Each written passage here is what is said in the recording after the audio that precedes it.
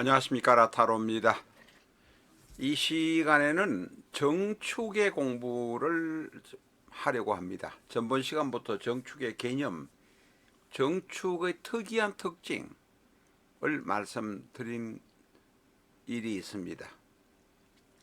이 정축에는 정화가 있으니 정화와 타천 간의 관계, 정화의 특징, 222쪽, 223쪽에 모두 있습니다. 다 뭐 이것을 설명하는 것은 그 전에 실전적 천수 정축에서도 설명드린 바가 있어서 생략을 하도록 하겠습니다.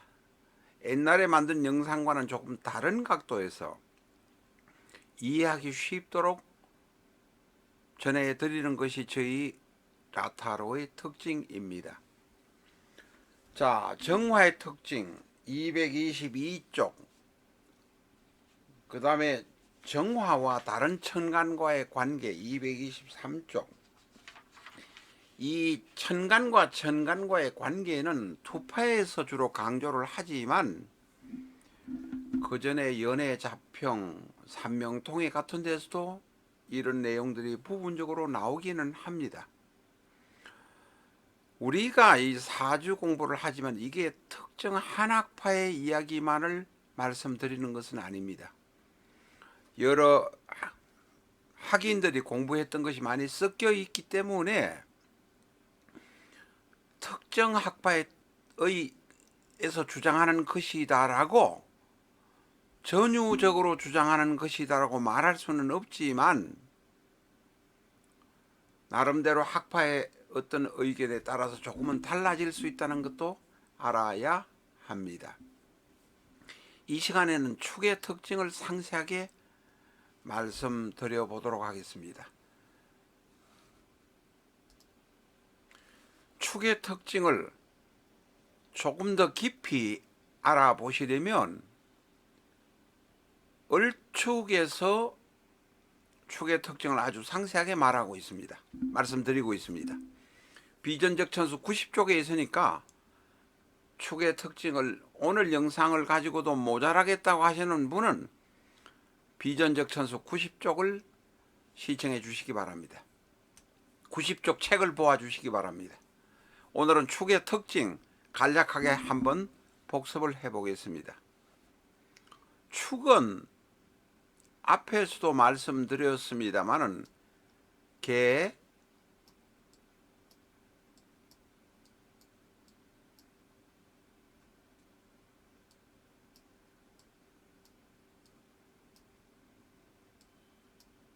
신,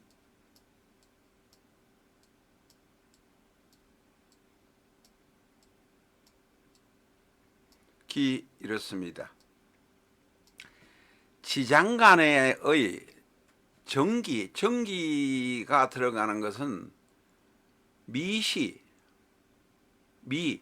미월에 미의 기가 들어가 있고 또한 축에도 기가 들어와 있습니다. 축과 미는 그대로 충돌하는 축미충이 됩니다. 자, 어쨌든 축 안에는 겨울비가 들어있고 또한 가을의 뒤끝인 신금이 들어있습니다. 가을에 금의 묘고이고 기토는 토의 본래의 성질을 가지고 있습니다. 축은 대단히 차가운 계절입니다. 축은 양력 1월 5일부터 2월 3일 이경이 축입니다. 우리가 겨울의 중간에 자월이 있기는 하지만 자월이 왕기라서 가장 겨울의 영향력, 북방의 영향력이 강하다 하지만 실질적으로 더욱 추운 계절은 이 자월의 한 달 뒤인 축월이 더욱 강합니다. 이 축이 지나고 나면 서서히 인월이 오니 따뜻한 기운이 들어오는 시기가 됩니다. 물론 북위 30도에서 40도, 한반도와 중국의 화북지방 이 기준으로 보면 동지는 12월 22일 경입니다. 그러나 가장 추울 때는 1월 20일 경이 가장 매섭고 음동의 기운이 남아있다 이렇게 알 수 있습니다. 그 바로 축월의 중간에 1월 22일이 들어 있습니다. 21일, 22일이 들어 있습니다. 축은 한 하루를 기준으로 1년을 기준으로 하면 양력 1월 5일부터 2월 3일경이고 하루를 기준으로 하면 대전 기준입니다. 1시 30분부터 3시 30분 경이 됩니다. 종로를 기준으로 하면 1시 31분이 조금 넘는 시점부터 3시 31분입니다.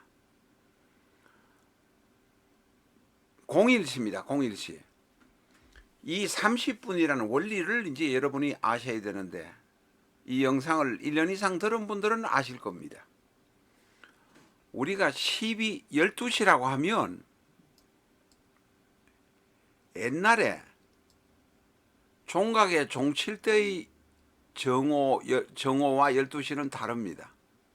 이 12시는 일본 효고현 아카시 동경 135도에 있는 아카시가 12시가 될 때지 서울 종로는 31분이 아직 뒤에 지나야만 해가 정오로 중천에 딱 뜹니다. 정오가 됩니다. 그러니까 옛날에 12시라고 종을 치거나 밤 12시라고 종을 쳤을 때는 요사이 우리가 재는 시각은 12시 31분, 밤 24시 31분이 바로 자시오시였습니다.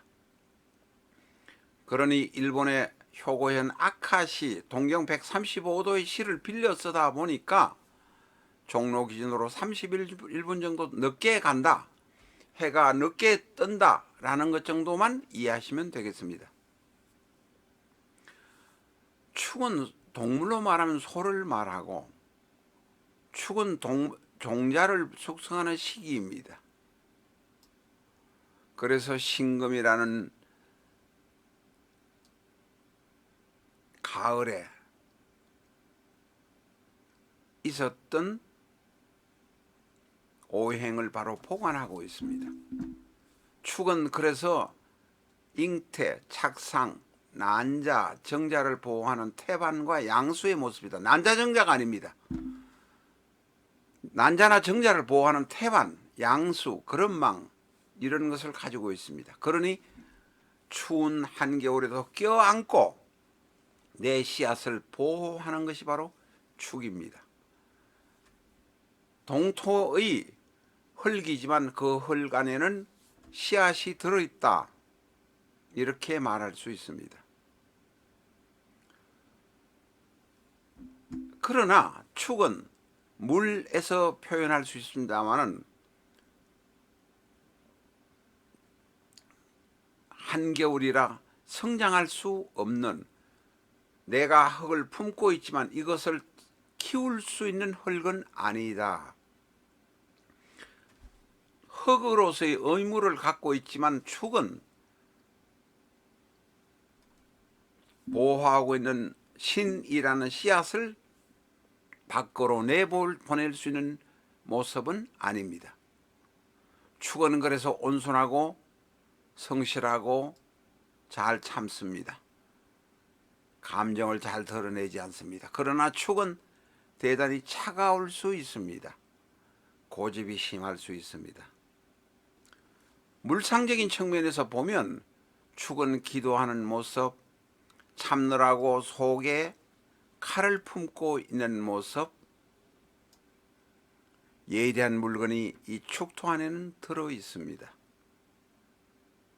토굴에서 수행하는 모습이라고 하기도 합니다.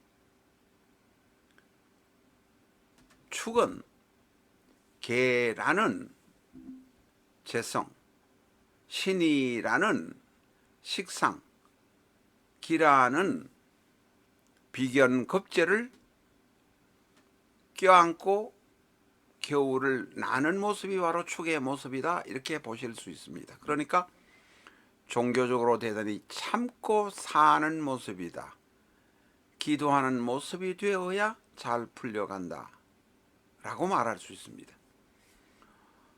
축이 있는 사람이 돈을 좀 벌게 되면 남한테는 베풀어야 내 따뜻한 기운이 나에게 들어와서 조금 편하게 살 수 있다, 이렇게 말할 수 있습니다. 라타로 TV는 비전적 천수를 기본서로 해서 3,600개가 넘는 사주 영상을 유튜브에 올리고 있습니다. 제대로 사주를 알고 싶은 분이라면 비전적 천수 준비하시기 바랍니다. 비전적 천수는 다른 명리서와는 근본적으로 다릅니다. 비전적 천수는 갑자부터 출발해서 갑자, 갑인, 갑진 이렇게 해서 개해까지 가는 60간지를 중심으로 해서 편집을 했습니다. 자신의 생년, 생월, 생일, 생시만 아신다면 비전적 천수에 들어있는 60간지와 연주, 월주, 일주, 시주를 맞춰보면서 자신의 운명을 짐작하실 수 있습니다. 비전적 천수의 유튜브 영상은 지금까지 130회까지 업로드되어 있습니다. 비전적 천수 책의 중반부 혹은 후반부를 먼저 보시고 싶으면 사주 실전적 천수 333 이렇게 엔터 하셔서 유튜브에서 영상을 찾으셔서 공부를 해보시기 바랍니다. 도움이 되시기를 기대합니다.